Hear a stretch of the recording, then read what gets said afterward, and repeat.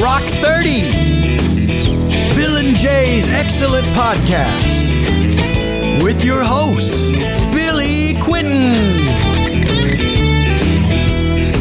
and Jay Odom. Our special guest this evening is singer-songwriter Ryan Berg. Let's roll. All right, we are excited for episode number 26. This is season 2 and officially episode 5 of season 2. I'm Billy Quinton. I'm Jay Odom. And we are very excited to have a little change of pace. We've had some coaches, we've had some politicians, broadcasters. A lot of those have been up my alley. The politician, kind of yours too. Mm-hmm.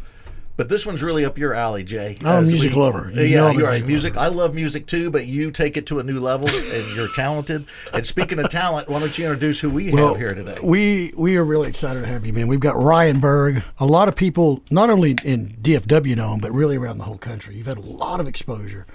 A lot of us remember watching him season 19, The Voice, which was, what year was that? 2020? That was 2020. 2020? Yeah. Okay, so it's been about 5 years ago.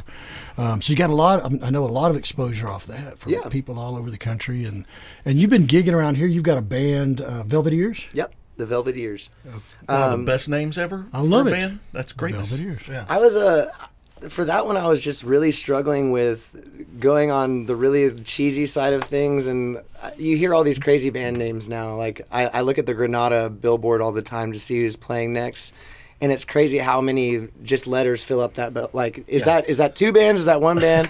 So I was just looking at my cat one day, and I was like, "Oh, you have velvety ears." And I was like, "Okay, that's it. That's the name." A great name. And so it's kind of stuck for a little while. And I just kind of figured the guys in my band, they have just really soft ears. They take in the music without responding. They kind of digest it, and then they throw it back out. So that's kind of what that's based on. It's hard to find, isn't it? It is hard to find. It's taken 11 years to kind of find that gel. So this goes back, you started when you were a kid. Yeah. Pretty young. Where did you go to school? Tell us I went to Lake Highlands High School. The Boneyard. The Boneyard, right? Yeah. I was across the parking lot on the tennis courts growing up, so I wasn't at the Boneyard too much. But I've heard the tales. I've been to the Boneyard a few times to call some games. It's an adventure. It is. Yeah. Yeah, but I grew up right off of Church Road. That's just right out there, and it was a great place to kind of test out the waters in different fields. Like I grew up an athlete originally. I was a competitive tennis player. I played basketball and football and stuff until I was outweighed in high school, you know? Yeah. Until my grandma told me I needed to hang it up. But yeah, it was just kind of a great place to feel like you could be yourself, and if you wanted to go the athletic route, then great. Also, if you wanted to go the art route, there's a lot of there's so much support behind both programs. So I was constantly going when I was in high school, doing choir and then also tennis growing up. Yeah. So, okay, tell us a little bit about your family. And I'm assuming family has a part of you getting into the, singing and arts and all that kind of stuff too, and athletics. Sure. My dad was he played at Texas Tech college tennis. Okay, wow. So he played at a very high level. And that was our first real thing that we pushed ourselves into completely, and just kind of, that was every single day after school until 9:00 at night. We were playing tennis. And with that comes getting burnt out. And growing up, my mom was in the church choir. And so music was always kind of just being heard throughout our house and in church as well. And so when I got kind of burnt out from that tennis being so intense, music was kind of it was a hobby that I could feel relaxed and that I was good at. And size didn't matter. Size didn't matter. Right. You don't see too many beefy choir guys. Right. Maybe in the bass section. I don't know. I was going to say, there's opera women. They're pretty big. Oh, yeah. That is true. They get pretty big. That's just what I've been told. I don't know. So you said that. Now, when did it turn into songwriting? When I started getting interested in girls. Oh, nice. So you would write songs for girls. Yeah. And that kind of goes back to the size thing too. I didn't really have anything to offer in the gym or anything. So it was I'm going to be witty and creative, and I'm going to kind of to show my interest in these girls in a different way that other guys haven't quite thought about yet. Right. You know, I'm That's the romantic a great guy. angle, man. Because growing up, I was an athlete, but very mediocre. So that doesn't get the girls going either. What do you do? I played football, and I'm very middle of the road. Never You seen just gotta you play. flub your numbers a little bit. Yeah, you know? I guess. So I remember thinking, if you can joke around, they kind of dig it. Girls like talent and a singer and an artist, and they like humor. So you got to go that other route when all the athletes are getting chicks. So I have no idea how you got Allison then, Jay. So what? I mean, I don't know. You should hear him sing. I know. God. I know. He's really good. That is. But He's really good. I think I don't know if you're 13, but we dug up something that's old here. So Oh, yeah. This is good. let's take a look here. How far back does this go? As far back as that backwards hat, man. I don't know. That thing's going up. Look at that. This is I was probably 15 years old. So obviously you're going skateboarding later with the hat backwards. Probably so. Yeah. Probably so. It And who's this with you? This is Jake Gaba. He went on to, I think he's working for Google, or he's doing something really great right now. He was a brainiac growing up and an improv guy, and Lake Islands also? Lake Highlands, yeah. So this was an early podcast before people were. Jake Ava is someone that kind of can predict what's going to be hot coming up, and he's a trendsetter, that's for sure. So Shout out Jake Gaba. Nice. And you're playing the hell out of that guitar already. How old are you? Man. How old are you here? Probably 15 years old. So you clearly had a talent early on. But I think what's one of the great things about always happens with the voice, especially a guy's voice, is through time, it develops, it gets that grit. Sure. And that's what you've got, that soulful grit that's just so great, There's kind of a lot of, just in music, going from that point to kind of where I am right now, there's just, I was talking to my dad about this the other day. There's a threshold that you have to break through and feel comfortable breaking through that. To be a distinct voice, you have to do things with your voice that not other people can do. And to try that for the first time is the most terrifying thing you have ever experienced because you're completely committing to it. It's like going for a tackle and just completely straight up just missing. Just gonna do it. Just missing completely. And it's in front of people most of the time. Exactly. Yeah. So I mean, that's kind of where you get those really distinctive voices are the people that can kind of break that threshold. And try those things out. And I have just butchered so much music in the past 10 years in front of crowds because I want to get that sound eventually. Okay, and that leads me to this real quick because we're going to get to the voice clearly. I mean, this is going to be a big part of it. We want to hear about that experience and all that. But it's a competition still when you're an artist. I mean, I don't think people think of it that way sometimes. I'm a graphic designer, and I'm always doing something. I'll create something.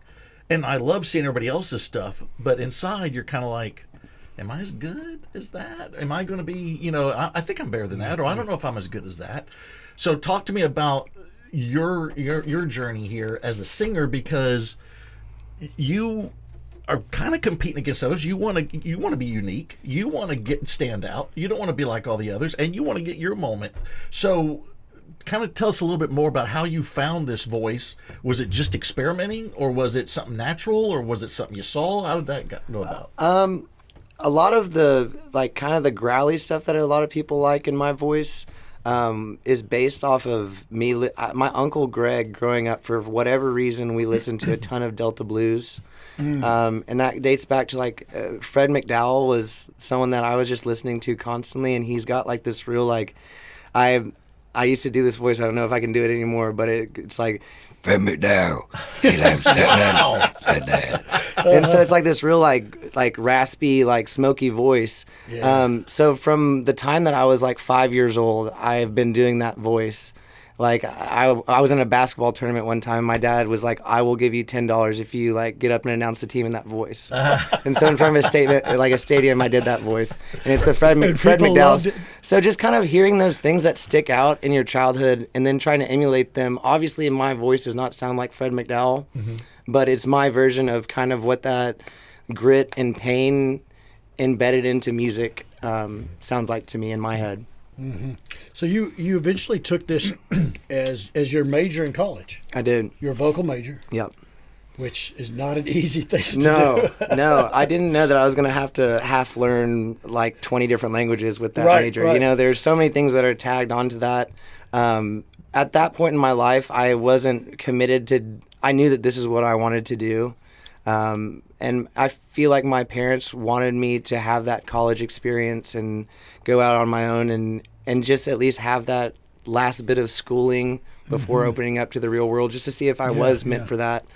And that, I mean, that to do that college lifestyle in opera is so time consuming. You have to be so focused and so just logistical with everything that you're doing.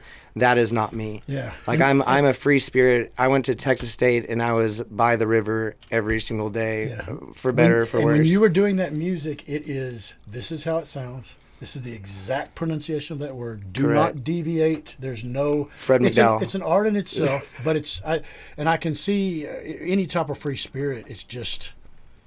It's not being an artist in my sense. Which people would disagree with that, but it was I don't torturing find me. it. It was torturing the way that I think and the way that I interpret things, just because they could literally give me a letter grade on the tonality of my voice. And we're talking about the juries that we go through. You know? That's what it's called, is juries, is what you go to in opera school, and those are like the most.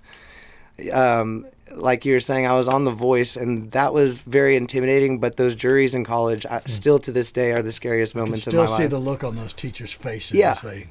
Well, and they hire all the meanest looking teachers too. They do. I sweir. So is it like the people in Flashdance that are sitting behind that table? Yeah. And they're all just staring at her Can I start over? Yeah, exactly. Well, Can I do it again? Something crazy about those juries is that a lot of the times they'll sit behind like a cloth deal, and all you can hear is their pen is like scratching on the paper. Wow. So so when you flub up a note and you hear a lot of scratching on the paper, it's like, oh my gosh, they caught that. And then you're also singing the rest of the song while they're writing all that down. So okay, you talk about concentrating.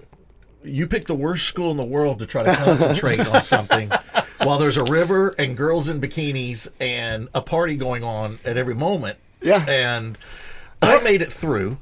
Okay, I made it. I got to the other side, but it took me 5 years. Sure. You know, there, and but I didn't have to do what you were doing. I mean, I always told the story. My dad had to come down and take me and show me where the building. Hey, this is where the classes are. You know, we're paying a lot of money.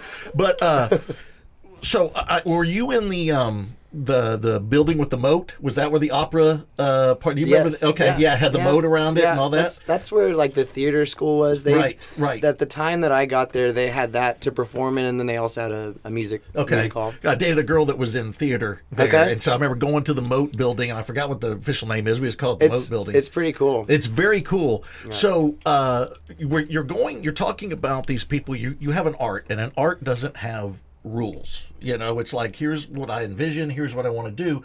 But to me, the hardest thing, and I think you were mentioning this, Jay, is, okay, for you to be successful, you're going to need these other people too. We're going to need to grade you. We're going to have what you was talking about, the juries and all that stuff. So we're going to pick it apart, and we're going to try to tell you things that you shouldn't do and should do, and do more of this, do less of this. And to me, that's the most frustrating thing, I would think, about being an artist. I have it all the time. I'll create something. I'll sit to a client. Man, that's great, but can we put an eagle there instead of, I'm like, well, no, it doesn't.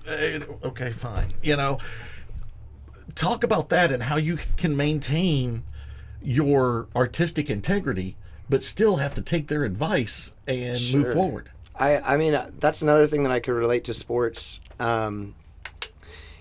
You're going to have all these, like, let's just say like you're talking about LeBron James. I'm sure that throughout his career development, he's had coaches that have given him fundamentals that have gotten him to the place where he's at, to where he can absolutely just kind of escalate from that and be himself and be an individual athlete like that.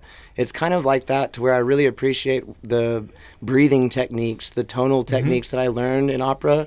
But there's also some things that I can just drop off, and that might just be at the end of a phrasing or something, just for just a second to make it mine. You can hear that training in your voice. And I think when I heard you down at San Jacinto Plaza last year, you've got that kind of voice, and I'm not just saying it just kind of stops you cold, because it's got the soul and the grit, but it's in tune.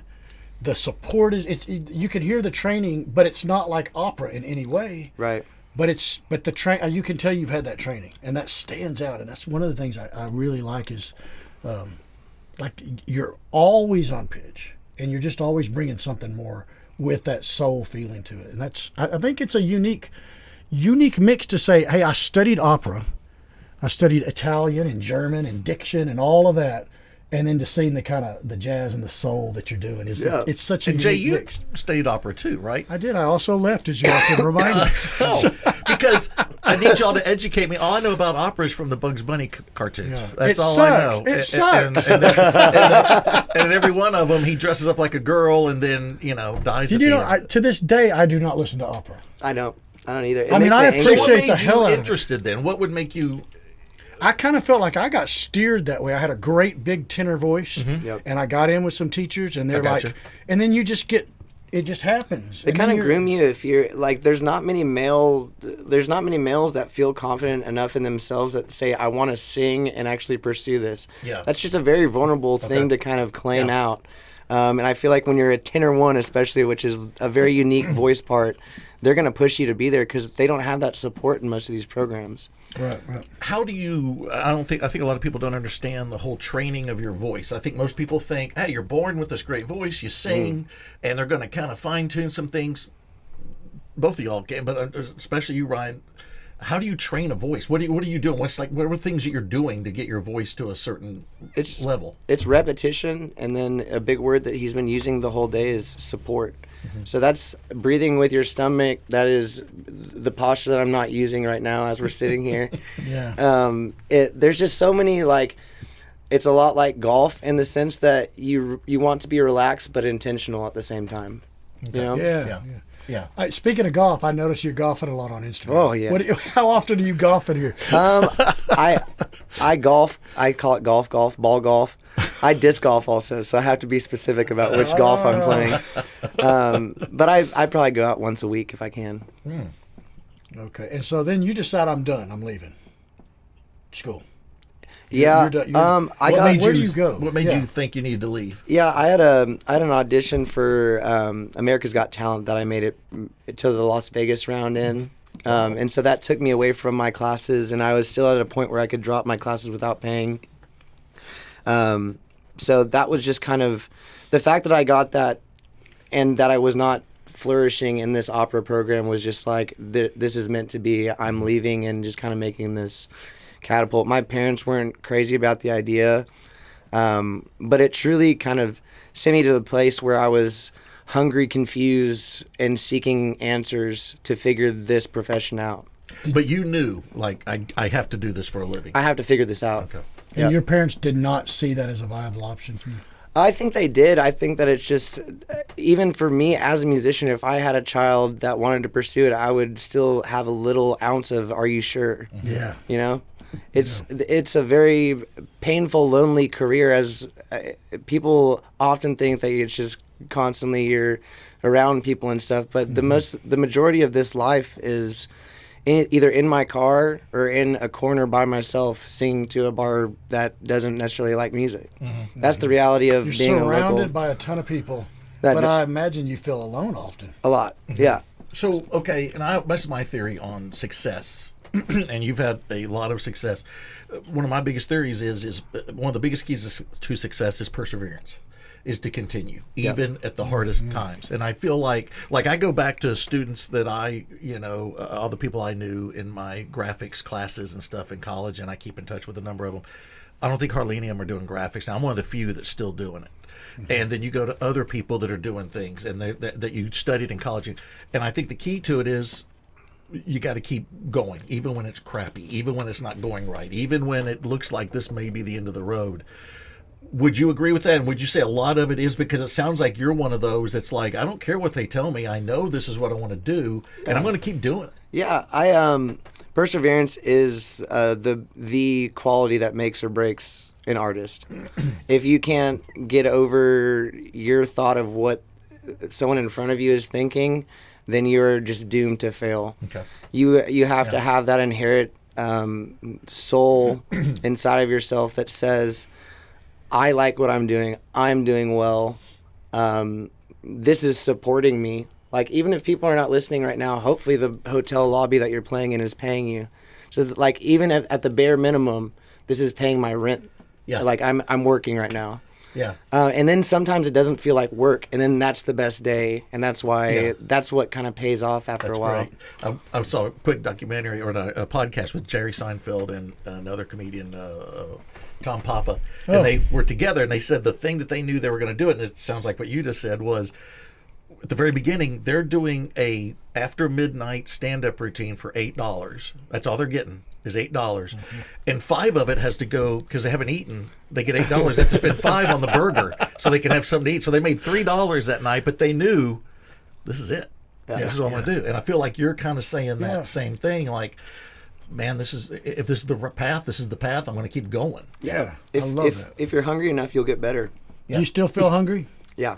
Great. It's something that you're kind of going back to the competition part. I don't necessarily see it as competition as I see it as inspiration. With a lot of my buddies, I've got a friend right now. His name's Mitchell Ferguson, and he is really engaging in the social media, like the TikToks, the Instagram. Him. Yeah, he is all over doing that stuff. He's someone that he intimidates the hell out of me. Like, don't get me wrong. Like, in terms of his traction and stuff, of course, there's always going to be jealousy that's going through someone's head. That's just human.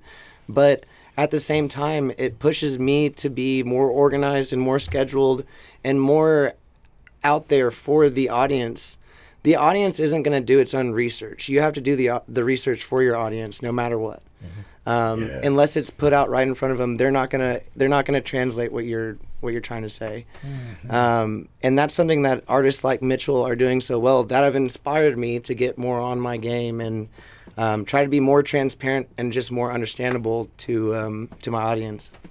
Yeah, I love that. You know, it's hard. I think when you're in a competitive state, I think it's great for sports, but when it comes to the arts, it stifles you. You notice that? As soon as you get that little stint of jealousy, you know, why did he get that? I'm better than him. I've been doing this longer. As soon as that enters. Well, because it's not like a punch a wall moment. Yeah. It's very internal, it's very emotional, and it's your voice, it's your musical ability. So it's like, personal. How do I hurt myself with my voice right now, you know? Yeah. It's like, Well, punish and me. that's true, because when you create something and you present it to people or with others around, and they don't fully accept it or whatever. And you know this as an artist. You are an artist. And it hurts. Even now, I've been doing it for 30 years. It's a And when piece of your somebody says, yeah, soul. this is what we're looking for. Because it's a little piece of your Because soul. I put everything into it. Yeah. But that doesn't mean it was right, you know? And it's that whole thing. And that's what is great about art is there's not well, if you do this and this, then you'll get this. Right. It doesn't work that way. No. And that's what's great about it and also sucks about it. Yep. You know? Because you wish there was an easier path. I like the kind of roulette style of it, though. Yes. You know, that's exactly what I wasn't searching for in college, and that's exactly what that was. What do you mean by that exactly? College was such a plotted out path for me to take if I wanted to get a piece of paper and go to another school, and now I'm the opera teacher. Yeah. And I'm going to Right. just continue this lineage of opera people.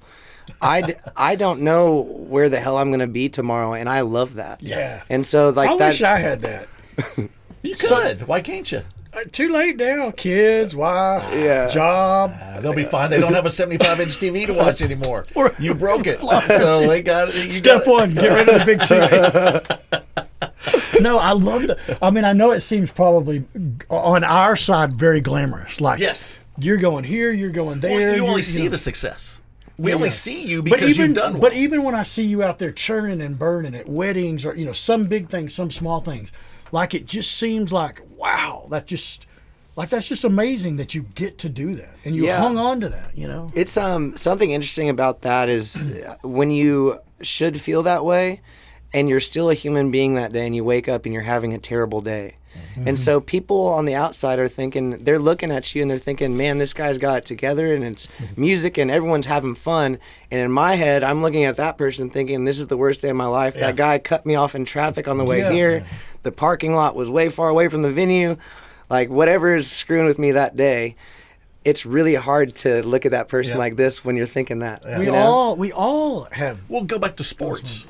when I played sports and your coach would give an inspirational speech before you either go out of the locker room onto the floor or onto the field, and you're ready to go, and that first moment hits that doesn't go as planned, that speech is out the window.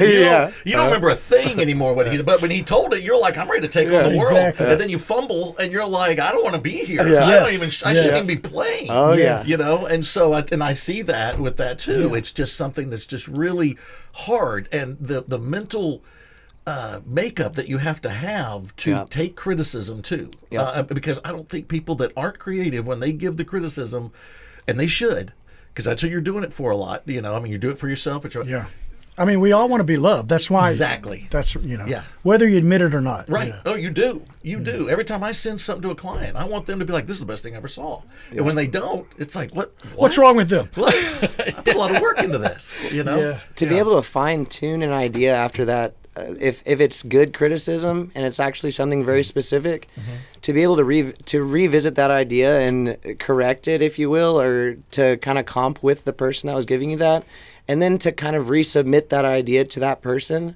and seeing their reaction, like, yeah, they got it, is the biggest breakthrough that you can possibly have. Yeah, that's true. Yeah. That's true. Yeah. Do you ever get the moments where you're like, what am I doing? I need to get a real job. I need to. Oh, yeah. Do you ever have those moments? Every 6 months. Yeah. And then how do you get out of it? And is it hard to get out of it? Yeah, it can be as simple as my relationship with my wife being strong at that given time. It can be just one solid gig that I've played, and it just really felt like I connected with people. But what I found in my life there are these stints of, like, I'll have 2 months of gigs where I feel like everyone's back is turned to me and I'm not getting anything across. Yeah. Whether I'm making money or not, I just feel like I could be replaced. Like you're not being heard. Yeah. No one really cared what I was doing, so it might as well be someone else, But that goes back just to my foundation, and something that I've been, like, really, really trying to focus and just act on is just appreciating my foundation around me, and that is the fact that I have somewhere to sleep when I need to sleep. I have a beautiful wife that supports me in my craziness and my crazy profession choice and all this. It's those simple things that, if she thinks it's okay that I continue to do this and gamble with my profession, essentially, then I need to do it. If someone else is saying that, then I need to definitely do that. That's a good one. Because that's crazy. That is. Very supportive. When you have a wife that's supportive, it's all the difference in the world. Do you ever have the feeling, I get paid, you get paid for art, Jay, you've been paid for art, but when you don't, I never have. You have. I sang at a wedding 2 times. I got $20 for singing. No, I'm not talking about singing too. I'm talking like the videos you create, all that stuff. That's still creating. And so, but if you don't feel like I always have this feeling sometimes, if you don't have that, you got paid and they liked it, but in your head you're like, yeah, but I wasn't that good. I have a guilt. Do you ever have a guilt sometimes when you're like, man, I wouldn't write on stage and they still paid me and they still liked it, but they don't understand that this was not a good one. Yeah. I'm a year sober as of right now, and I feel like I put on that show for 10 years.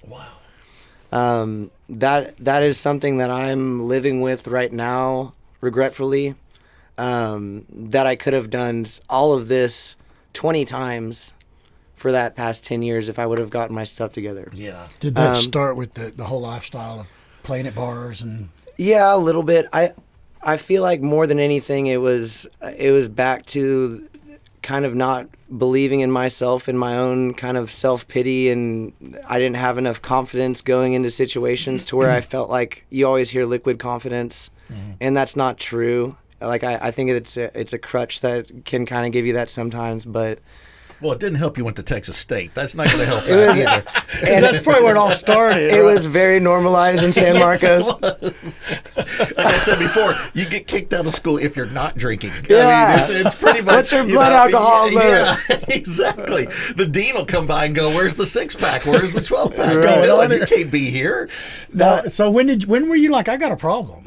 That happened about a year ago. I was going through just self-made problems in my own head that I was just kind of augmenting just to be a baby and feel sorry for myself, and I was drinking because of it. It was just all backwards. I was literally driving myself crazy. Did your wife see this? Did she? Oh, she saw it, and she let me know how she felt. I feel like she dealt with it the best that anyone could possibly ever deal with it. She was never trying to get in the way of me doing anything to myself, but she was always trying to kind of scoot me in the right direction, and let me know when I was wrong. But I was so into the idea of it that I was being sneaky about it. I was drinking like no one can tell that when you're drunk. When no one can tell you're drunk, you this probably got a problem. This interview would be so much fun if it was 2 years ago. I promise you. We have some. What do we have some? No. Right? No. Well, I'll just say this: we've had a couple guests that have had a few, and those Sure. interviews do start Sure. going. Well, then down they the path. start to go downhill when Sure. they're like, and they're, We've Yeah. had a few because we have the 2-hour podcast or 3-hour podcast. But you first start, everything's fine. About 2.5 hours in, we've we're all feeling we've good. had some politicians who are like, you need to stop now because people are listening. Start hearing grandpa's secrets. Right. That's right. That's right. Right. Did this alcoholism go along with some depression?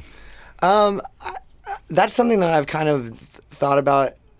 I was drunk from the time I was probably 20 until I was 30. Holy so it was it's hard for me to tell what this did the chicken or the egg come first type thing. Where the lines were. I know that I was sad when I was drunk. Like it turned into a thing where it was to stop shaking. Like it was just to feel like I could socialize with people, and during gigs I could put a smile on. It was a crooked smile, but it was a smile, you know.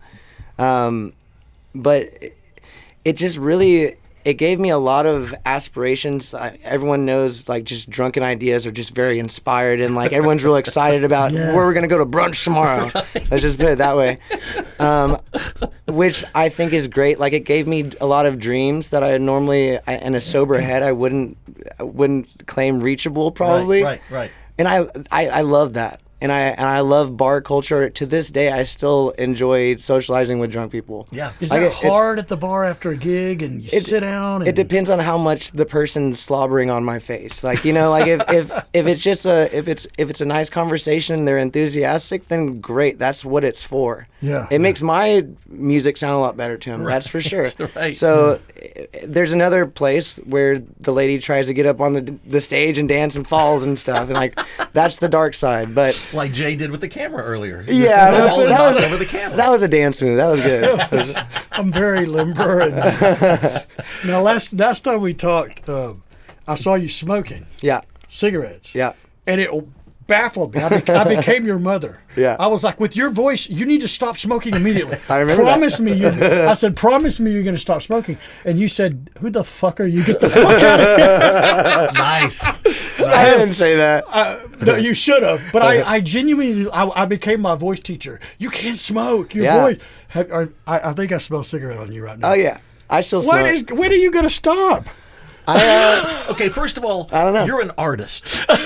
You have to have a Is drinking this- problem. is this You what have to have smoking. Yeah. That's part of the He's gig. a singer. He I is know, a singer. I know. But It's, tell me, as bad as what you've gone through, there hasn't been a successful singer that has ever said, "Oh yeah, I was smooth sailing, never touched a drop, and everything Yeah. was fine." Yeah, You have to have these. Not that you have to, but don't you think a part of it is the battle that you go through that creates this great art? I sometimes? wouldn't trade it. Right. I wouldn't. I had when I was making like okay level-headed decisions while I was having a good time with my friends, it was the best times that I've had. Yeah. It's just when it gets to a point to where it's not you thinking, and that it's the chemical that is literally thinking through your mass at that moment. That's when it becomes an issue. And what happened to me is I was at a gig in Oklahoma, and I ran off the road and crashed into a bunch of trees and got into a near-death accident. So it was literally a brick wall that I hit. Like it was just like it was. Was that it? That was it. I woke up and I was getting pulled out of my car and totaled car, smoking, about to catch on fire, and the cops were surrounding me. I had no idea what was going on. And and it had been like a heavy binge weekend for me. Like I had 5 or 6 gigs within 4 days, and it was all the way to Oklahoma and back. So it was sleep depravity and just all sorts of stuff was going on in my head, and got really drunk that night and ran off the road and woke up and I ended up playing the police officers in Ho Chi Town songs on the hospital bed when they, hey guys, do you want to hear this song? I've got the great songs. Did they take it any easier on you? I got 6 Instagram followers that night from You still keep in touch with them. Yeah. Always a silver lining. There's always a silver lining. Got some new friends now. Yeah, exactly. Friends in high places. That's great. Now let's get to the voice. How did you get to the voice? That's funny. I was in Ho Chi Town, the bar that I was playing in when I got the DUI. There's the owner of the Ho Chi bar. Town. This is completely separate from that event. I don't want to interrupt here, but Ryan, the drinking seems to work for you. Yeah, right. It always kind of helps. Right. I may want to rethink this sobriety. That's what the devil tells me too. That's right. That's what the devil tells you right here. Now there's a guy named Chad Sargent that's out in Ho Chi Town. It's outside of Broken Bow, Oklahoma. Okay. And he owns a bar called Abendigo's. And I play out there twice, like every 2 months or so. And there was a weekend that I went out there and I was playing a show. After I got done with the show, it was a Saturday. He said, tomorrow you're going to drive to Oklahoma City. I'm sorry if you're mad at me, but I did this thing for you. And he signed me up for the TV show. This is right before COVID, so everything feels like it's going to be normal for the next year. Yeah. Mm-hmm. And I went out to Oklahoma City and did that audition. It went well, and I went into that audition like a stinky ass turd.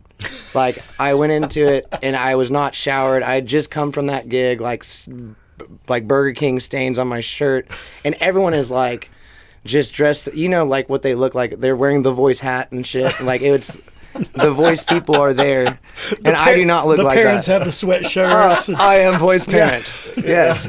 But I walked in there like that, and they actually like pulled me aside afterwards, and they were like we love how like disheveled you are.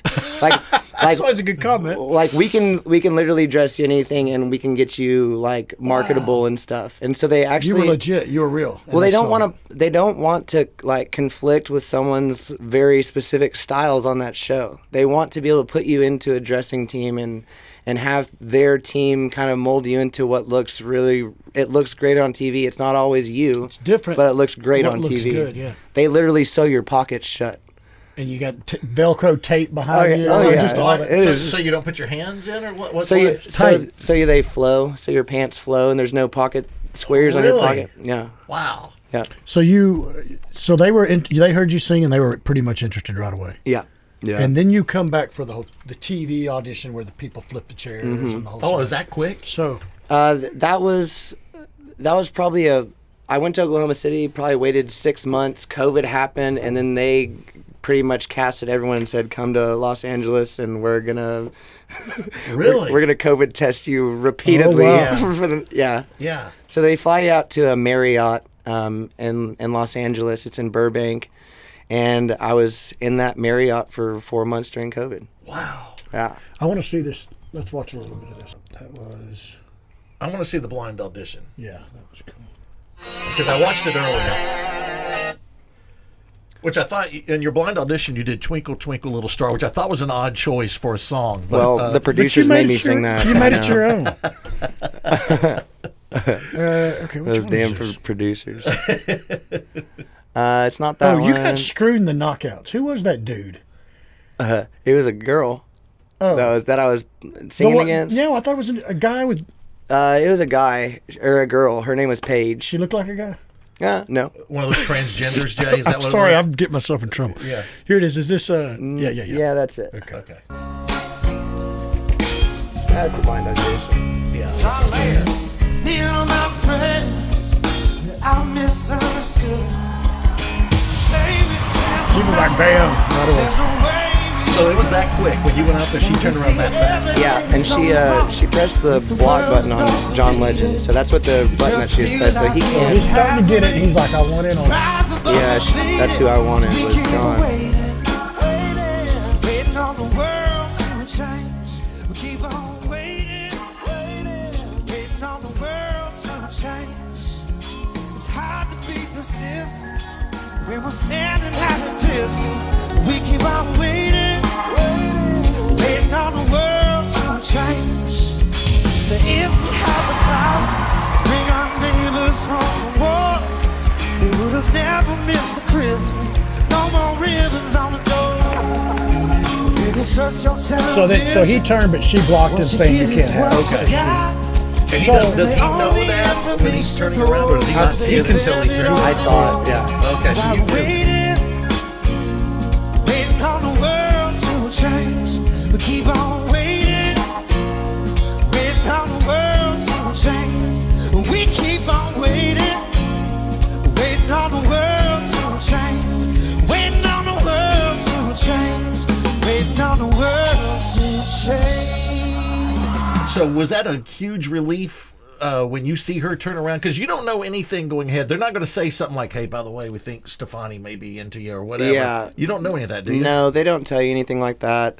I was like so shocked that I was even there, that it wasn't really even a thought to make it through or not. Like I had already seen 5 or 6 buddies that had gone through that and hadn't made it, and they were fine.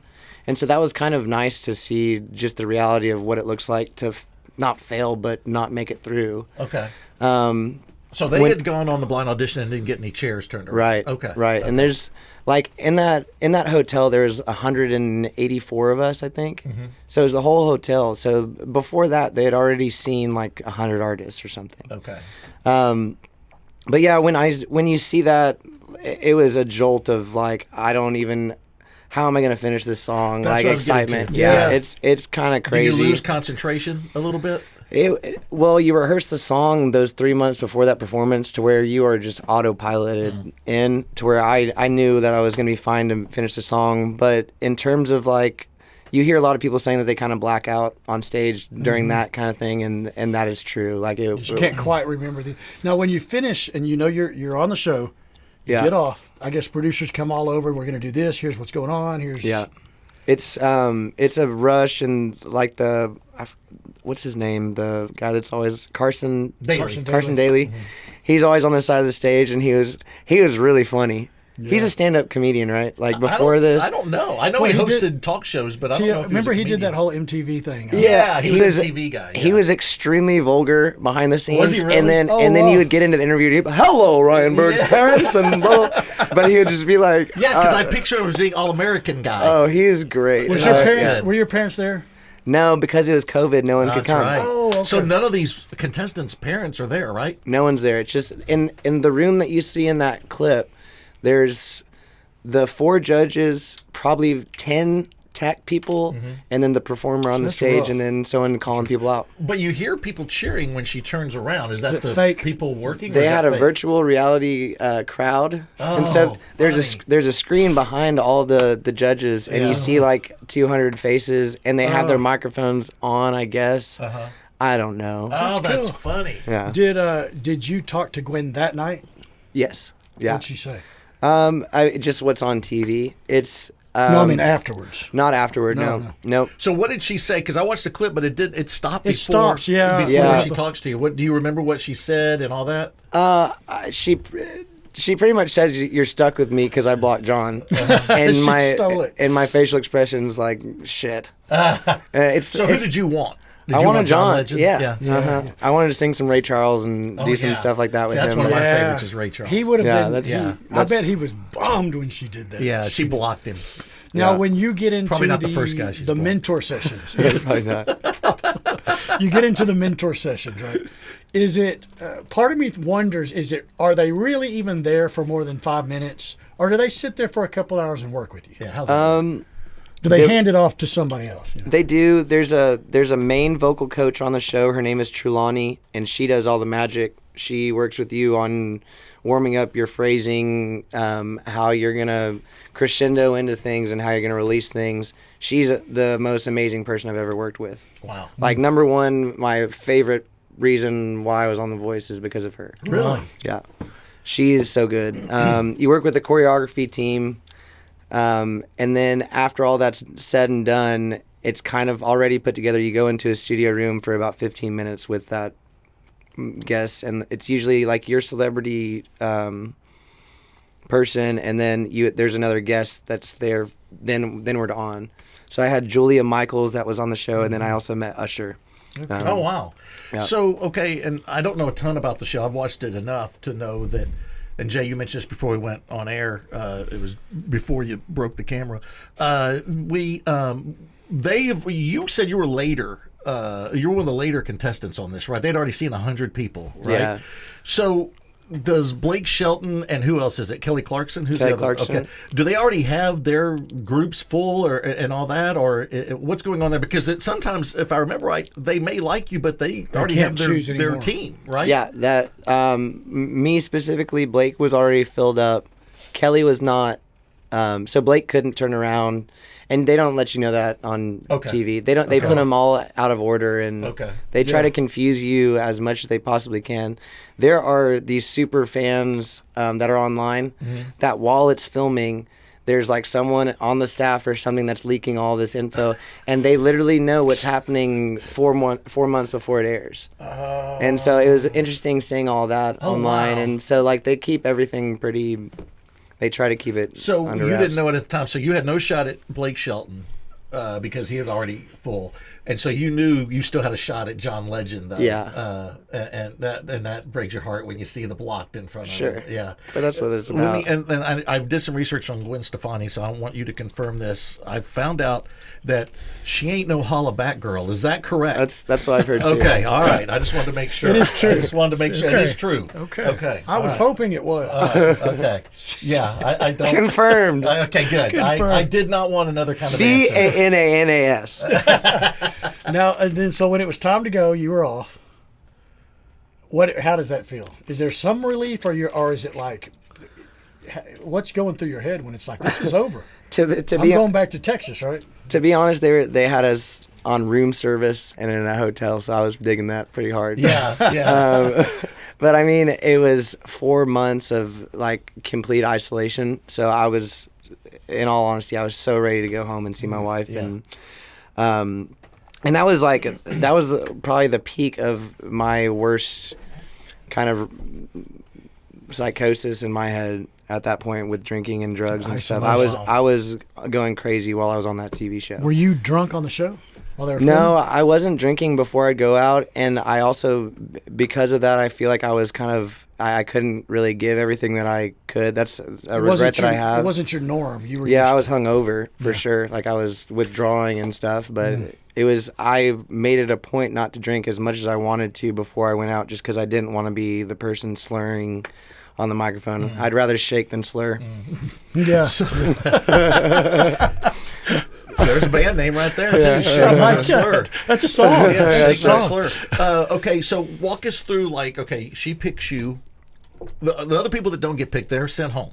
Right. So now it's down. How many people are once all the people have been picked? How many are there? I think it's 40, so 10 on each 10 team. each team. Okay. Yep. What is a day like? Like, what happens then? Like, is every day the same, or how does that go about? They send you you have your own kind of person that's looking after you and making sure that you're making everything, but you're in your hotel room with a calendar and it says like 7 o'clock COVID test. Like they had like army nurses there. So these COVID tests were up both nostrils, and these were they're not gentle hands. Oh no. They're like army nurses. So I don't know why they I guess nurses just got back from Afghanistan. I guess they were available, huh? Okay. But so they would pierce both of your nostrils real fast. And, Oh my gosh. but after that would be like you would do like a short choreography routine or something just to kind of keep your singing connected to your body. It was more about keeping that routine, not necessarily rehearsing something specific.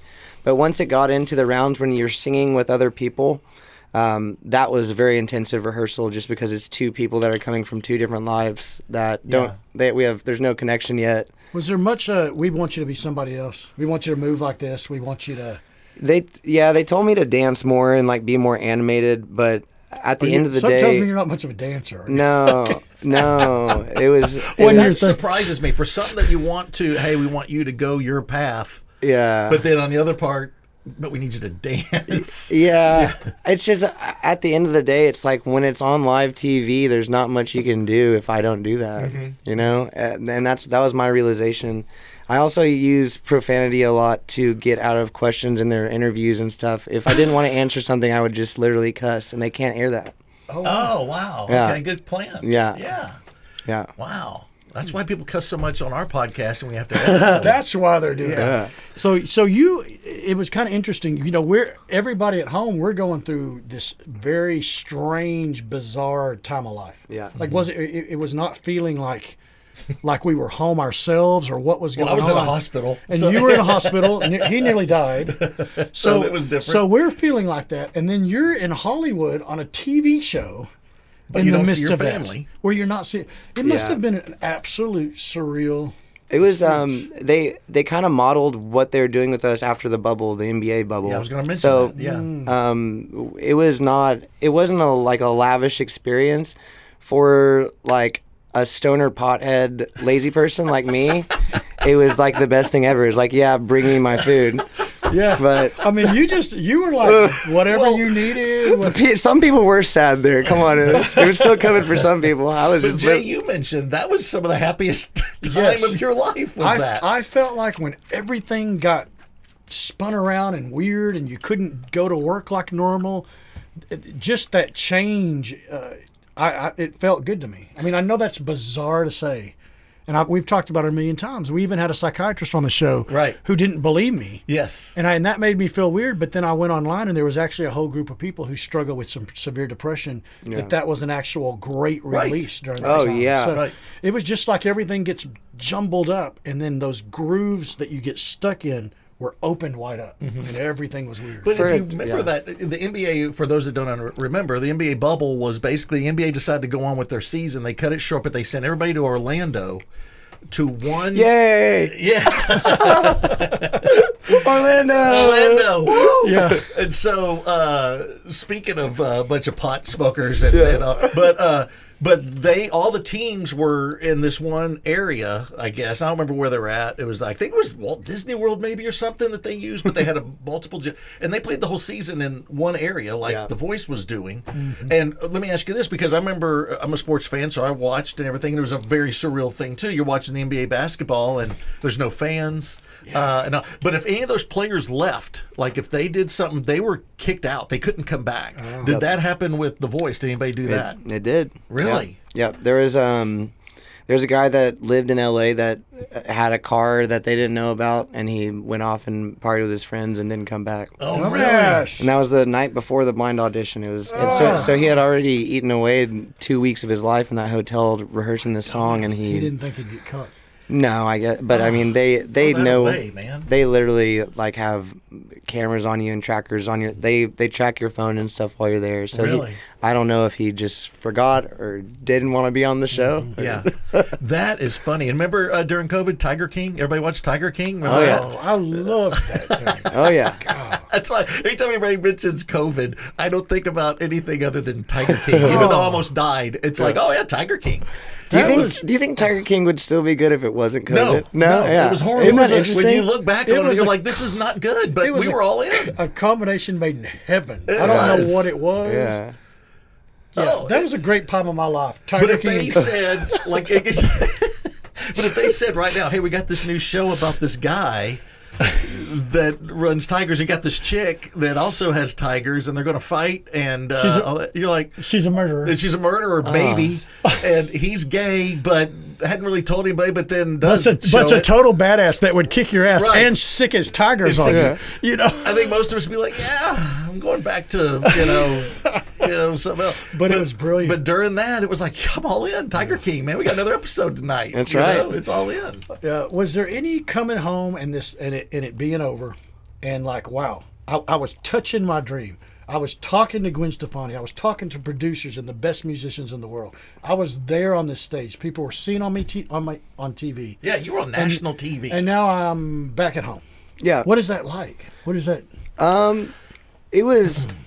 I think it was nice being from DFW, in the sense that I could still do my day-to-day thing and also feel special that I had just done it because DFW, it does still kind of have that local, there's little local zones where people literally know like everyone in their little towns. I live in Lakewood, East Dallas, and so it's that little pocket. Everyone goes to the same places and sees each other at the coffee shop type thing. It was fun to feel special in those moments, I'm not going to lie. Yeah. But it was also fun to be able to be in a city where a lot of people don't really put music up on a pedestal in terms of something that they're really, really interested in. So I also got to kind of hide out a little bit and center myself. Whereas the people in LA, when you're on TV for a second, you become everyone's best friend immediately. It's like, oh my gosh, you met her. Like, what's her email? And, you didn't like agents calling you and the whole shebang. And yeah, I had a little bit of that. I don't think that I'm one of those personalities that really like glows through the voice type interviews where the TV part of it. Yeah, you're a musician. I had a really hard time on those, like the interviews, and just well, you got to stop cussing during the interviews. Well, I know it's not going to be popular, but you need to probably drink more. Yeah, right. Yeah, golly, that's what the devil tells me. Yeah. Every time you say something, he talks about the devil. Yeah, I know. Well, it's a Texas state bond. The devil's present there all the time. Do you get tired of Ryan Berg from The Voice? I mean, did you feel like when is The Voice going to get dropped off? You know, I think that just kind of is an exclamation mark that says I have a good voice. Like that's how I try to take it. If you can't sing your ass off, you don't get on that show. Yeah. You know? Well, that's it, and that's where when you first brought up Ryan was going to be a guest, and you said, "Well, he's on The Voice," and I was like, "You don't have to ask." Yeah, you know let's do this because obviously he's talented. You're one of the best singers in the world. It's to me, and I don't watch a lot of those. My wife and daughter, they know every one of them, and they know who you were and all that stuff. Oh. They're actually right outside, ready to attack you and get autographs. Yeah. But I was asking you this because your episodes are during COVID. So I'm assuming, I'd love to go back and check what the ratings were because I would assume that there was more people watching then than any other times because that's all we were doing was watching TV. Sure. Yeah. So I'd be interested in that. But so you're sitting there and you're like, okay, I've just been on national TV. How many performances did you have on the Voice? 3. Okay, so 3 times you were on national TV. Did you have an expectation, even though you didn't, you don't advance it after the 3rd one, but you see all the time on American Idol and stuff, people that didn't finish in the top still become successful. So winning is the kiss of death these days. Right. If you get high up, that just means you're done. Yeah, you're right. You do not want to win. I think was the only one that Carrie Underwood won, didn't she? Well, those first 2, those Kelly Carrie Underwood. Clarkson. But after that, you're right. You're right. You can't name a So one did of you them. expect that maybe something like that would happen, or what did you expect after it was done? I was so lost in myself at that point. Like I was saying, I was drinking so much that I didn't even really take it that far back to even think about it. Do you think it could have been, if you weren't lost in yourself and dealing with all that, could it have gone differently, do you think? Yeah, I had some serious offers from agents and stuff that were willing to make moves that would have gotten me on big stages and done stuff like that. I think that with that also would have come me working with a lot of kind of ghostwriters and people that I don't really want to associate with. And it would have probably been a different Ryan Berg that you were talking to right now. And I would imagine way heavier into the sinkhole of alcoholism and drugs and who knows what else that's in that Hollywood world. Sure. Probably not a great time in your life where you were to take that leap into the devil's devil's bin is what that is. Right. I was flirting a lot with Nashville at that point, and there's 2 sides to Nashville that hold so true and so firm to this day. And there's a party side of Nashville, and then there's a really straight side, and both do very, very well. Just one dies sooner than the other. And at that point, I was associating myself with that party going out lifestyle with those people that were writing the most fun party songs and like just living it up and cashing these checks that were big and spending it that night type rock star stuff. Yeah. I'm so glad that I didn't take that bait and go with it, because at this point, the way that I'm feeling now, it's like I feel so intentional, and A song shouldn't be about a night. It should be about like a moment, a situation. It shouldn't be about like things that you did. It should be about a feeling. That's what I love about your songs, and they really are. It doesn't matter if that's what that song meant to you. I think a lot of people, like I listen to some of these songs, and I know it's probably not what you were talking about, but it makes me feel a certain way. I love it. And that's a great songwriter. And I want you brought up Nashville. You know, it's so big in Nashville. They set the dates. Okay, we're Saturday at 2 p.m. Okay. Can you do that? Okay, we must walk into a room and go. We need a song. Or is it more like, I'm getting the feeling of a song? You know? I am so just crazy and unorganized. If a song comes to me, it usually comes to me within 30 minutes and it's done. You don't like the appointments. And I've never worked with anyone before. Do you have co-writers ever? No. Oh, wow.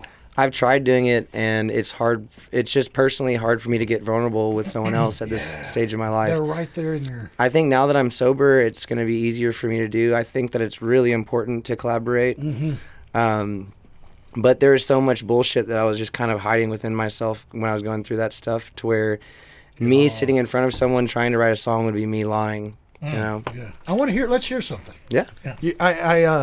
One of my favorite songs of yours, and I asked you to play it, is Pain. Yeah. And that's one of those songs, I don't know exactly what and tell us what was on your mind when you were writing this, but it's a very apparent you have felt some pain when you hear this song. Yeah. What tell us about what that...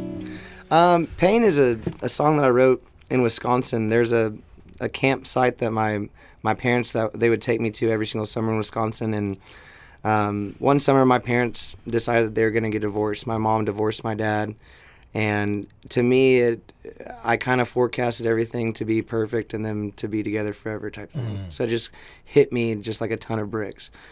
And we ended up going to that same campsite where I had all these happy memories, and I was sitting on this like swinging chair looking out onto the lake. It was beautiful, but my mom wasn't there. It wasn't the same. I couldn't figure out why I couldn't enjoy it. And I could figure out that it was very painful for me to be there, sitting there, knowing that it's different. So this one's called Pain. Okay.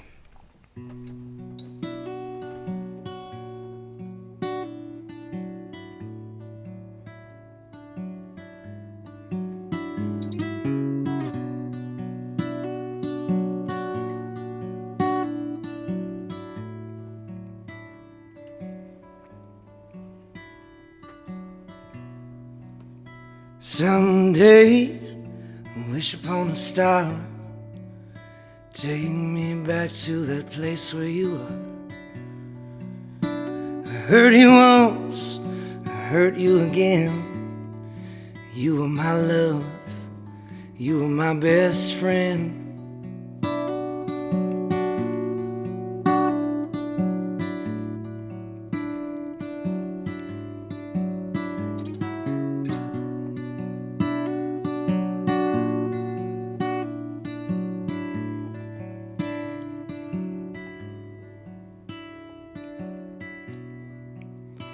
And now I sit here in vain, thinking about my future. All my future is pain. And with pain there is no gain. With pain I will likely lose my sane for pain.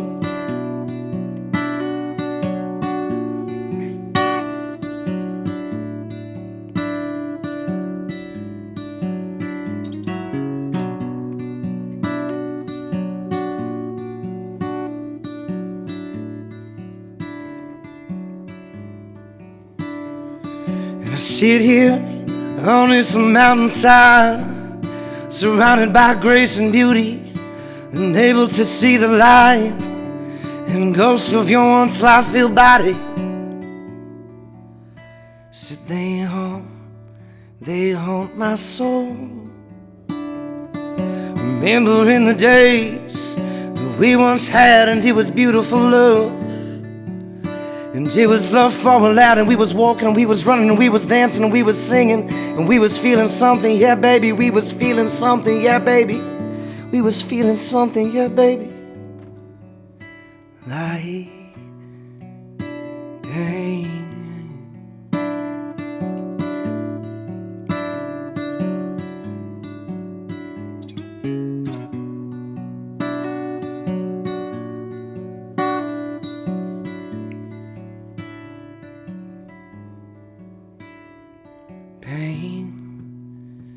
in a man's veins, twisting his emotions, leaving him shame and pain. Is in the kitchen sink from she was not skinny enough, and she lost it in a blink. And pain, we seem so distant at once. Pain is all I see now, and it is all that I touch, yeah. It is all that I touch. And I sit here on this mountainside, surrounded by grace and beauty, unable to see the light and ghosts of your once life-filled body.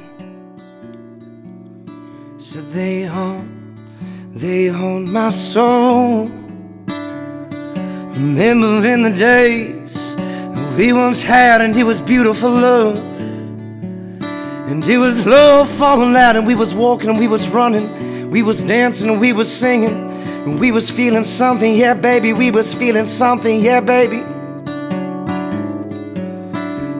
Like pain,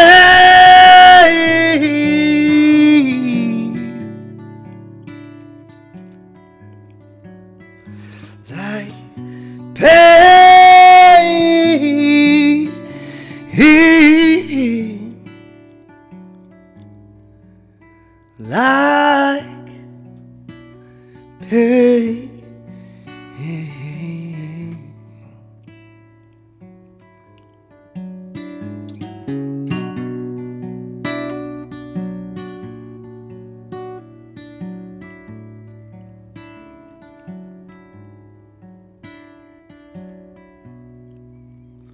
Someday I'll wish upon a star,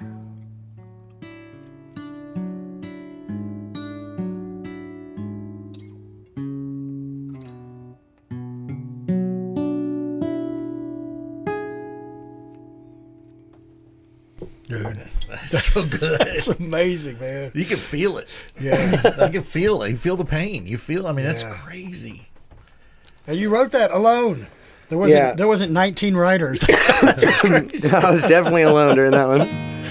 Yeah. Yeah, that was probably when I was about 17, 18 years old when I wrote Oh that. my gosh. Yeah. How old are you now? I am 32. Oh my gosh. So that was written. That's a long time ago. Yeah. And you. It's an oldies hit. So where can people get your music?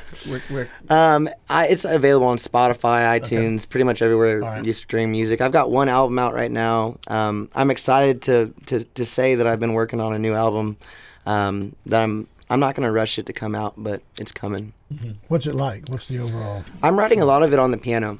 Oh, yeah. I wrote most of my songs growing up on the piano, and I feel like the keyboard kind of gives you both sides, where it's rhythmic and it's also melodic, so you can kind of get more of a band vision in your own head when you're playing that, rather than the acoustic guitar. Eventually, everything starts to sound like wagon wheel when you're writing on the acoustic guitar. I just found that I can kind of color my music a little bit differently when I'm Yeah. using the keyboard. I'll hear a lot of musicians say when they maybe played guitar all their life and they'll just learn a little bit on a piano. Mm-hmm. When they switch over, it sparks something. Yeah. Just different chords and it's just something that You just hear things a little bit Yeah, differently, and sometimes you need a fresh take.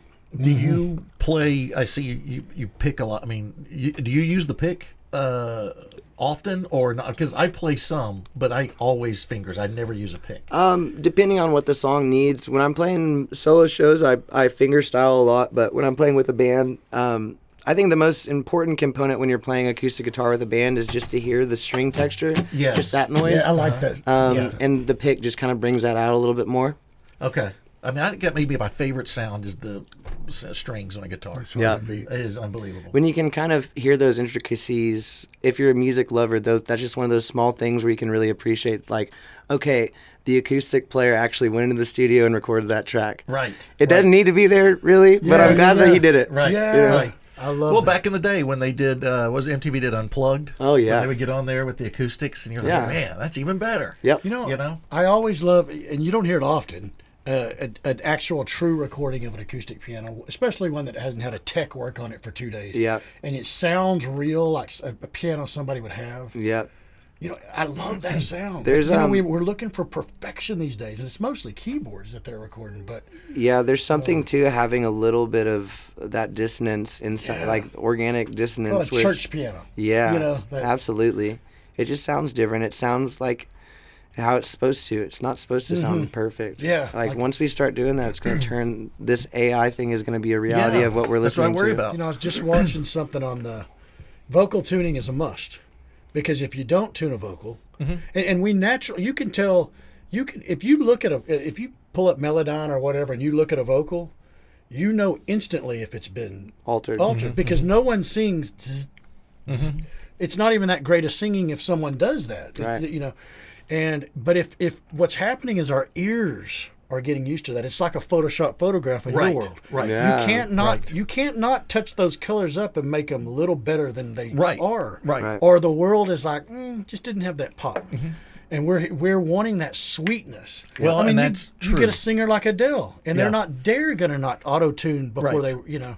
And How do I you feel worry about about that? that. I mean, do you like the best parts of some music and some songs is that, you know, that little going, you know, we always talk about the vinyl, the little pops in there and all that. I It's like that. great. You know, when they cleaned it up on a CD, first you're like, man, this is great. And then after a while, you're like, Well, doesn't that make it relatable? Exactly. It makes it relatable. Yeah, yeah. Like, that's what I would have done in the studio. I would have messed up there Yeah, a little bit. yeah, You know, we're yeah. human. that's So the whole it point of it. Yes. Keeps you on the same level as the artist Yes. that's putting it out there. I was so blessed to kind of grow up, able to work with some of these sound engineers. Like, there's a guy named Carlos Savitman. He saw me at an open mic when I was 16 and just took me in and said, I want to show you how frustrating this is.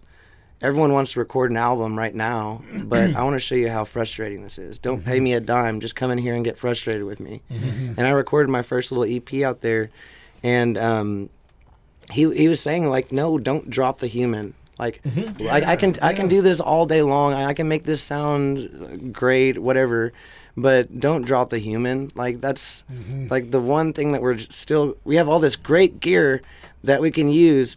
Let's just keep the human a little bit. Yeah. But it's taken away from the truly talented, to me, and it's making those that aren't as talented, you know, more, I guess. Yeah, And I want to hear the human element, and it goes across the board with everything. It's in sports. They want to have the automatic strikes. No, I want the umpire to, you know, he's going to But miss one now and then. Our ears are being altered from what we're hearing on the radio and TV. Right. And especially young people, when they hear an untuned vocal, it sounds bad.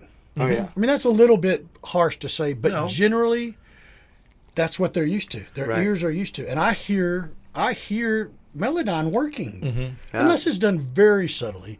And I do think it often needs to be used for a professional recording. Sure. Never live, but they're using it live now. Yeah. Right. Well, the whole guitar, like, there's times when you can tell that string has not been pushed down all the way. Just a little bit. Yeah. But I love that. Yeah. I want that. But if you so, know, the vocal track what you just did, if anybody had touched it, it would have totally fucked it up. Yeah. But producers would want to have. Yes. They would have wanted to get good- in there, and A good you know, producer would have left that alone, because that song just screams raw and angst. Not a and- money making producer though. Well, that The- song's not a moneymaker at all.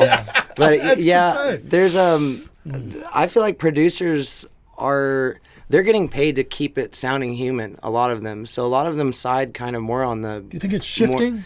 Well, they want to. There's a lot of old school producers that I think are the best at their jobs in terms of knowing what a room sounds like and catching sounds like that in the background that are just nuances that say, this is my room. This is what you pay me for. So there's a lot of people that are still holding on to that. And now if you go to the LAs and the Nashvilles, there's lots of that trap beat, the overproduced stuff, sure. But I feel like there's still little sprinkles of those producers that really hold that integrity of, yes, it's human to mess up occasionally, and it doesn't need to ring out perfectly every time. well, you seem to go. I go back to my favorite performers. Like I mentioned, Ray Charles. I like Willie Nelson. I like those guys, but they aren't these perfect, you know, performers. They have these elements of human in there. yeah. That's what makes it so good. They're just I living their would- life on the stage. Exactly. You're Yes. getting feeling from them. You're getting emotion from them. And I would, you know, I guarantee you Ray Charles never sang the same song the same way any time. You know, it's always going to be a little different here and there. With all these guys, and now it seems like there's a lot more of and it brings me back to Nashville. I love country music in the 70s. I love 70s into the 80s. And then once it started getting in the 90s and on, I lost it. Or it lost me. Because it started becoming this assembly line kind of perfect. And you could tell in the songs, we need a truck. We need this. You want to talk about autotune, this modern country, these guys singing. It's like robotic. And it's like, how is that country? It's terrible. My it's the opposite of gosh. what that whole genre Is should all be. about, yeah. And you can go with the blues. You can go with gospel and all those too. I'm not a huge rap or hip-hop guy because it seems to me that is not musically inclined at times. It's a talent. It's a talent. It's a different. It's a different talent. But to me, I want the instruments in there. I want this. I don't want, we'll just grab it from that guy. We'll grab it from this guy. We'll get this. Yeah. And then we'll make a song. Yeah. Well, okay. But what Ryan does is purely from scratch. From him. The soul. And that's what makes it so good. Yeah. One thing, guys with voices like you can do a lot. Like I know if you had to sing a pop song, if somebody said you got to sing Whitney Houston, I know you could belt that out. You can do a lot. Do you have a hard time saying, this is who I am as an artist, this is my true voice? Or are you to the point where you know your true voice? I think I'm pretty solid in my knowledge that I have several voices, and that's okay with me. I think I can assume that you do, and you could flip it when needed. I like a tool belt. Like it's not a bad thing to have. It's provided an income for me just in terms of just coloring myself a certain way when I go out to different types of shows. People want to hear the covers. There's some people that just want country throughout the night, and that's fine, and I can do that. You twang it up. Yeah, sure. Yeah. But if someone wants something like a bluesier night, then I'll do bluesier stuff. And then if they want, some people do appreciate the fact that you can kind of jump back and forth. And in 3 hours is usually how long I'm playing these gigs. And to listen to one person's voice for 3 hours, something I've learned is being able to differentiate that voice for that 3 hours is going to keep people there a little bit longer. Yeah, I went to a George Strait concert recently, and I love him. But I was do like, too. Yeah, I'm done. that's a lot of. That's a lot of George Strait. That's a road trip to Austin's worth of music if you were just listening to my voice. Yeah. Like That's a good point. That's a good point. Yeah. And I learned that when I taught. I didn't when I first started teaching. I would do an hour and a half of talking to my students, and I would lose them after, no matter what you're talking about. Sure, you could be, but then I started realizing people started telling me, "Well, no, those students are going to stay with that voice for an hour and a half or whatever. Yeah. You got to mix it up. You got to stop here. You only can go this long and do this." And it's the same with music and anything else. Yep. I mean, anything you love, you can't do it other than me watching football. I could do that all. For a whole weekend. You could. From Saturday morning till Monday night, I'm just like, and you're good. I'm there. But anything else, you do need a break, and you want to get away from it. Ryan, what do you want? What do you want? I want to be happy playing music, and that sounds so ambiguous, and that's because it is. I feel like I'm kind of a reborn baby at this point. Like being 32 and being newly sober, I spent most of my developmental kind of years in terms of who I'm going to be just so torn up and so stupid, and I'm very I'm looking forward to all of this coming about, but I feel like just to make it to be something that I can grasp in my concept in my head, I just want to be happy making music, having my amazing wife, having my dog, and start from there, because I took on so much with the drinking and with the drugs to eventually just completely forget about lots of those moments that I have to start over and keep it simple at this point. Mm-hmm. Okay, tell us about the amazing wife. What's her name? Her name is Kathy. Kathy. How did y'all meet? We met working at Hop Dotty, the burger place. Really? Yeah, I was serving tables at Hop Dotty, and I got a job there, and You were a burger I was a burger bouncer. burger bouncer. What's a burger bouncer? It's awesome. So Hop Dotty, when they first... Like if somebody's acting up, you got to kick them out of the oh, restaurant? dude, I'm scared, right? No, when Hot Dottie first moved to Dallas, it was so popular that people there'd be a huge line that wrapped around the restaurant, and so I'd stand outside in the front, and like they would let me use my guitar and just kind of entertain the people. Really? That's but they would awesome. make me wear a shirt that says Burger Bouncer, and I'd try to get them drunk before they got to the front of the line and stuff like That's that. greatness. That is so cool. So of course she's gonna fall for the Burger Bouncer. Yes. That's right. Forget the manager. Let's talk to the Burger Bouncer. That's where the money's at. Yeah, right. So how long y'all been married? We've been married for 2.5 years. We've been together for 11 years. 11 years. Wow. Yeah. That is outstanding. And can't forget, you have a dog? Yeah. What's, he or she? Her name is Maisie. Okay. She's a little Australian Shepherd. Oh, those are good. So Kathy and I, we're both very outdoorsy, and since my sobriety, we've been doing a lot of disc golfing, like I was talking about earlier. And Maisie, she's an Australian Shepherd. She's like half bird dog. Like she's all about it. So that's been a new source of happiness and simplicity and great. something to do during the day. We're out there today at Autobahn. Oh, that is Oh, all yeah.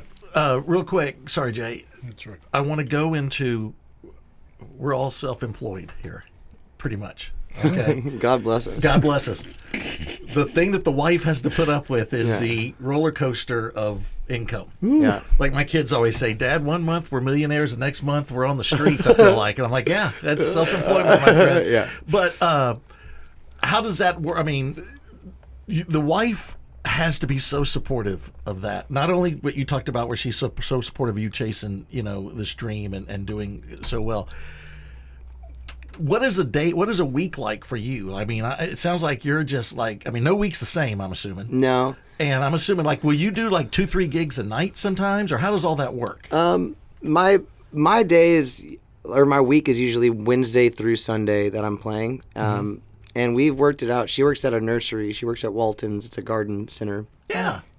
So she's worked it out to where she has Monday and Tuesday off. So we treat that like our weekend. Oh, that's great. And then Wednesday going forward, she goes into work at 7 o'clock. So I don't see her until I get home from my gig, essentially. So right when she's getting home to take care of Maisie, I'm leaving. So in terms of future planning and having kids and stuff, it's kind of a schedule that we feel like we can work with, and having really supportive family also.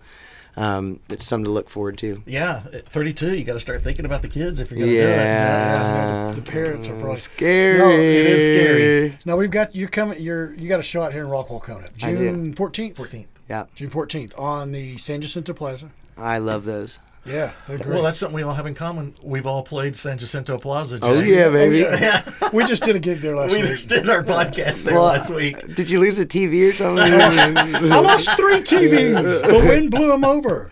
And my family's pissed off because one of those TVs was our big TV we watched in our You living took the room. living room TV and put it in San Jacinto So now Plaza. I had 2 TV monitors.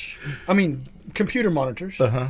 Now I'm down to 1, and another monitor is our TV. Have you seen that episode of The Office where Michael Scott's showing off the people from The Office his new flat screen TV? Yes. That's probably what you look like. That This is my new flat Is when the screen. plasma It's screen about came this out. big. Yeah, it's this big. It's about that and he's big. got it mounted on the wall. He's like boasting to everyone in the office. Look, we got a new flat screen TV.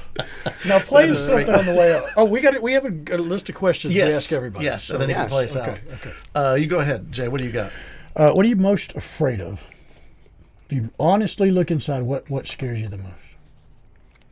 And it can be spiders, like you. It doesn't Yeah. have to be. Mine's clowns. I always mention Not being loved. that. We've had somebody else say that too. Kind Who of. said that? I don't remember, but somebody said the same thing. It wasn't loved. It was like being accepted, or something. Yeah. And that's scary. It's a- scary. and that takes the shape in so many different forms. We all want to be loved. It's all we want. And people do the weirdest things to get it. But Sure. yeah. Yeah, that's Yeah, great. that's a good one. If you could have one superhero power, what would it be?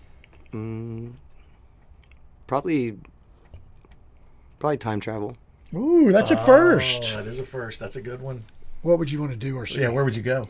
I mean, if I was time traveling, I could essentially walk anywhere and be anywhere at any time. So I think I would honestly just literally travel and just be there efficient time. Oh, that's a good point. Yeah. You're an Like- artist. You want to sleep in. Yeah, sure. And so you sleep in, then go back in time to the appointment. It would be great. Yeah. It really would. So you're not worried about going back to the Alamo or the Revolution War. It's like, I just need to go back 4 hours. Simple life, guys. Not Simple interested life. in seeing the Kennedy assassination. Right, no. I'm thinking like 15-minute intervals, you guys. That's genius. They've changed my love mind that. because we used to talk about invisibility. Yes, And then we yes. realized, wait, we hear what people really think about us, and I don't know if I want to hear Yeah. that. Oh, there's a dark spot for every Yeah, superpower. I that's think. true. Duality exists. Yeah. Okay, if you're going on a road trip, who are you going to make sure and play? What is it? Who are you going to make Music. sure and play music wise? Your go-to. Turnpike Troubadours. Really? Okay. Who else? Who else would you put on there? Do you ever listen to yourself? No. I just wonder No, I if people don't. with albums That's just true. turn it on. You know. Yeah. Tyler Childers is always dude, going I like on. Do you like Stephen Wilson Jr.? I don't know who that is. Okay, you got to look him up. Yeah. Damn. Yeah. Johnny Mullinax he's a guy from Oklahoma. He's a personal buddy of mine. But he does a thing. He does a Sunday brunch thing at the Mercury Lounge in Tulsa, and it's like this perfect fusion of bluegrass, acoustic-based bluegrass, psychedelic rockabilly awesomeness. wow. I just went to Oklahoma this past week, and I was listening to Johnny the whole way there. It's really, really fun music. If y'all have a chance to look it that's up, good. Johnny Mullinax is his name. Okay. No Justin Bieber? You wouldn't do Justin Bieber? I get down on some Justin Bieber. Do you really? Justin Bieber is so good. He's talented. He is talented. He is. He might be. I mean, how would you stay sane being Justin Bieber? He's first going of through all? some shit right now. Yeah, it looks like he is. Well, the whole P. Diddy thing didn't seem like it worked out No. well for him. He may have been involved. the in world some- is just a very strange and publicized place right now. Yeah, You kids, know? kids do not belong in that world. I am convinced. Well, I don't think they belonged way back in the day. You hear the horror stories, even back in the day when they, actors or singers and all that stuff. Man, that's interesting with the time travel. I'm still stuck on that. That's a good one. There's so many things I could fix. Our number one answer is fly. Our number one answer, Fly. fly. Number two answer, invisible. But that one we always worry about because you're going to hear things you don't want to hear Sure. yourself. But the flying is great because you could just, and you assume if you're flying, you're going to be going fast. So Well, I would have as much time as I wanted to figure out how to fly. that's right. Yeah, time travel solves everything. That's right. You could We figure can go it out. kill Hitler, we can do all that. Baby Hitler, we can go do that. I love that. That's a lot of stuff we can do. So what are you going to play? I'm gonna play a song about my wife. Oh, yeah. Okay. This is a song I wrote for her, like right pretty close to when we met and we made it official. We were working that job and she was going through a time with her parents to where she was still living at home and not feeling comfortable there. And I was in a place where I didn't know what was going on. And after 2 weeks of dating, she ended up living at my apartment and we've lived together ever since then. This one's called What Your Love Does. It's just kind of about how easy it was to make that move.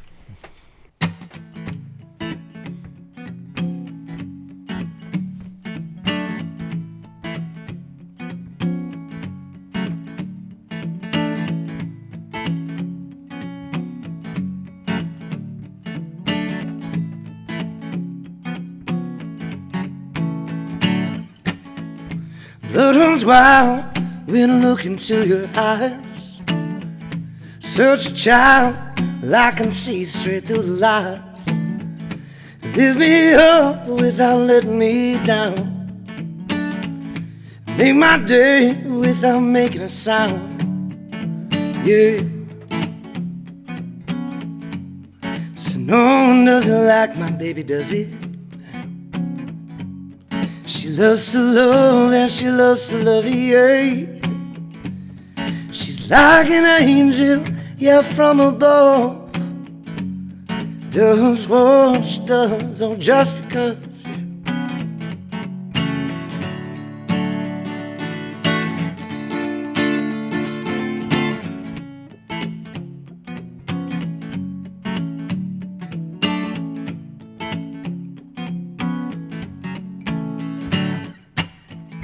Here I lay, you wrapped up in my arms, wondering how we got to be where we are. Yeah.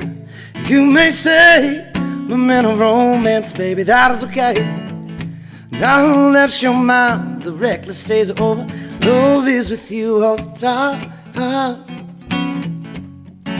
Love is with you all the time. Love is with you all the time. Love is with you all the time.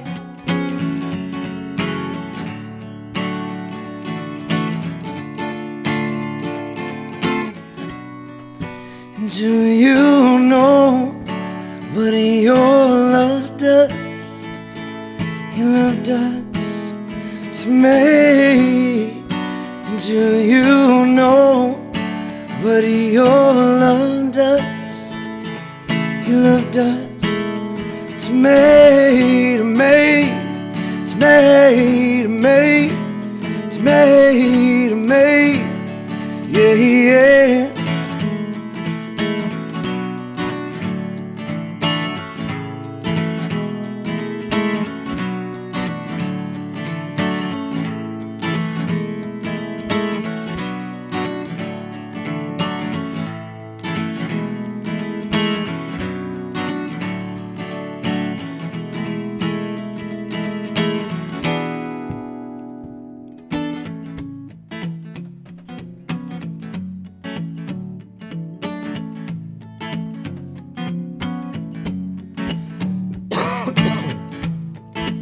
Don't smoke cigarettes, kids.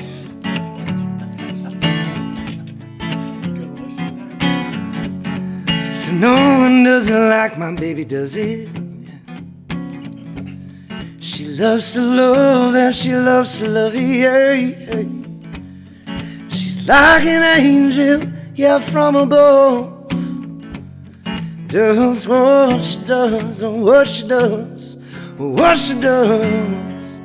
Does what she does, yeah. Just because. 2, 3, 4.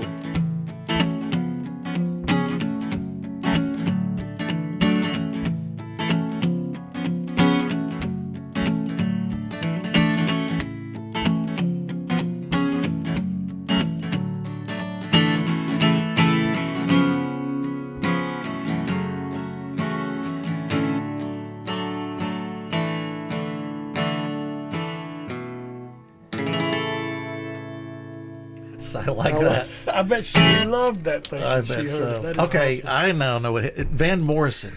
Oh, You have yeah. a Van Morrison kind of. I sang Brown Eyed Girl in the 7th grade talent show. Did you really? Yeah. Ah, You know who that's I'm hearing great. a little bit of? Amos Lee. I sing some Amos Lee too. Yeah. I love Amos Lee. I do too. How did you? Do you get to pick the songs on The Voice when you were on there? Nope. They pick them for you. Yeah, there's a list of like probably 300 songs that you choose from. They're all Universal Music Group artists, okay. and that's what NBC is affiliated Right. with. Right. So you They, have to they don't do want to pay those. big bucks for those. Right. Oh, it's most definitely a machine.